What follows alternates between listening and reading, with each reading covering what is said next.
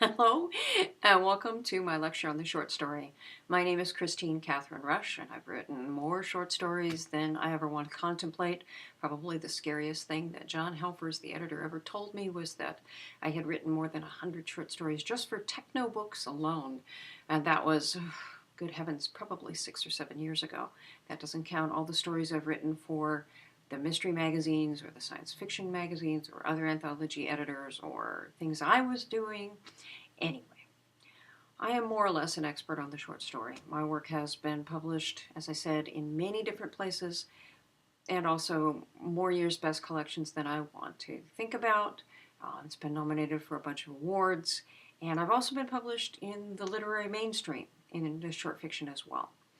So what I'm going to be talking about in the next however long this takes is what composes a short story and really short story basics, because I spend entire weeks teaching classes in short stories. It's not something that you can cover quickly or easily, but the basics are pretty much the same from short story to short story. The first thing I want to talk to you about is the fact that if you don't read short stories, then why are you trying to write them? I know so many of you decide that you want to write a short story because it's short.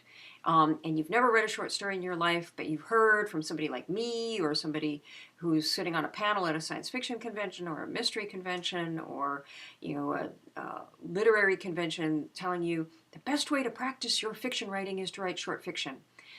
Let me tell you this. If you only read novels, write novels. If you only read short stories, write short stories. If you read both, well then you're going to run into some of the problems that I run into. Sometimes the story you want to tell is novel length, and sometimes it's short story length, and sometimes you don't know until you get into the middle of what you're doing. You can't figure it out.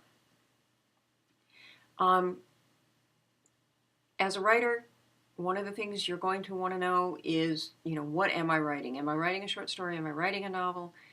And often, as we get farther along in this, you'll understand why the story gets away from you. You hear good writers say that all the time. And that means that you may have tricked yourself into writing something difficult by thinking it was going to be short and it turns out to be long, or vice versa.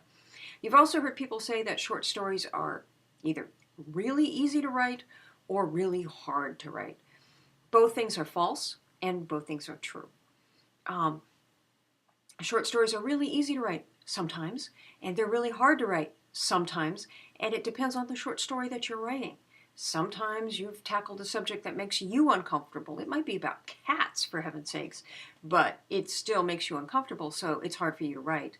And sometimes it's about something you know inside out, upside down, backwards, and it just comes out in one fell swoop. Let that happen. Be happy with it. And, don't worry about whether what you're doing is hard or easy. To be honest with you, the short story is my absolute favorite form. Not necessarily to write in, but to read. You can do so much in a short story. It is just marvelous. You can write about people nobody likes and have them as your point of view character, because you're not taking too much of the reader's time and you're not forcing them to spend a lot of time with this unreasonable person. Or you can write from the point of view of a chair if you want to for a short story, or you can write strictly setting and try to make it all the elements work. You can do all kinds of things in a short story you could never do in a novel and make the novel readable by more than 5 or 6 people. But as I said, the first thing you have to do as a short story writer is to be a short story reader. Let's assume you're not a short story reader and you've aspired to become a short story writer anyway. What should you read? Well, you should read in all genres of the short story, and there are all genres of the short story. I would recommend that you read the Best American Mystery Stories, the Best American Short Stories, any year's best collection. Mystery has a couple others besides that, usually edited by Ed Gorman. The nice thing about Ed's are that they cover all the subgenres of mystery, so you should read that. Science fiction right now, and science fiction and fantasy are going through an explosion of best of anthologies. There are more than I can think of off the top of my head, including Gardner Dozois' annual. Jonathan Strahan does a lovely volume that combines both science fiction and fantasy. Ellen Datlow often does a year's best horror. I would recommend that you read them because they're a nice overview of what is published every year in the field. I would also recommend that if you're a romance writer, that gets tricky on writing romance short fiction and selling it traditionally. A lot of romance writers write stories that go along with their novels and put them up electronically, which is one of the reasons one of you may be watching this right now is trying to learn how to do that, how to write those kind of stories. And I will talk about that kind of thing toward the end. But in the short term, what you can do for short fiction in the romance field is look at these novella-length collections that they have that come out of New York, or look at what, Eloisa James or someone like that is doing with their short fiction to supplement their novels, and download those and read them. Be aware that often in the the romance collections that come out, the romance anthologies, the editor at a traditional publishing house will ask two mainstream, really big name writers to write a story set usually in their world of, setting and that sort of thing. And then they'll ask two beginners or two writers they're trying to promote to write two stories. And, there's 4 in one of those collections. And generally speaking, the stories by the newbies are the better ones, partly because they have something to prove, partly because I suspect the editor spends a lot more time with them. And with the big name writer, they're just kind of there for name value. Not every big name writer in all of those collections takes it with a grain of salt, but some do. So you're going to find there is no best of in romance. You're going to find it to be very uneven. There is, however, if you write erotica, there is a best of for erotica, which I would recommend that you pick up. Short erotica is very popular, particularly in ebook form. And so, every year pick those up and read them. You're going to find stories you hate. You're going to find stories you love. You're going to find stuff that really surprises you.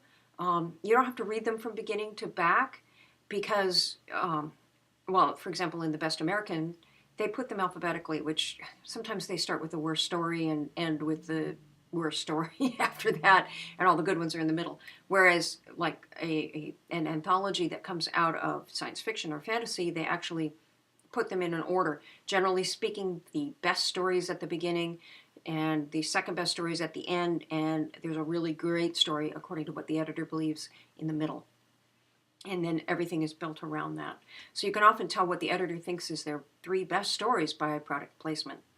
Again, there's a lot of fiction magazines, not just the Science Fiction and Mystery Digests, which is science fiction is Asimov's Analog, mystery is Ellery Queen and Hitchcock's. There are a bunch on the web. There's Lightspeed and magazine, and then there are on Spec, and there's a whole bunch of others. And then there are the literary mainstream magazines. We're all familiar with the New Yorker, and they still publish at least 1 short story an issue, which means they publish at least 52 a year. But there are also magazines like McSweeney's, Glimmer Train. All of these wonderful magazines publish what they believe to be literary stories, but are often genre stories. So if you write a genre story, you can sell it sometimes to these magazines as well. They're worth taking a look at. The nice thing about the Best American Mysteries, if we want to talk, and Best American series, is that they put the names and addresses of all of the places that have submitted stories to them at the back, along with the editor's name. So it's kind of like a market listing too. I would recommend that if you are serious about writing short fiction and you want to get published in one of these places, that you look at their website first, and the website's usually listed as well, because it'll list payment. And personally, if you read my blog every week on Thursday at www.KristineKathrynRusch.com, you will realize that I believe writers should be paid for what they do. So immediately, if you look at a website and it says pays and copies, you should ignore that website. You can get paid for your work. You should get paid for your work, even if it's a short story, and especially if it's a short story. Right now, if you're good at short stories, you can make a living writing short stories. It's not going to be a 6-figure living every year, but it's going to be, $20,000 to $30,000 a year if you're really good, not counting all the auxiliary stuff. So you can make a living doing this, and that doesn't even count e-publishing, self-publishing, or whatever you want to call it.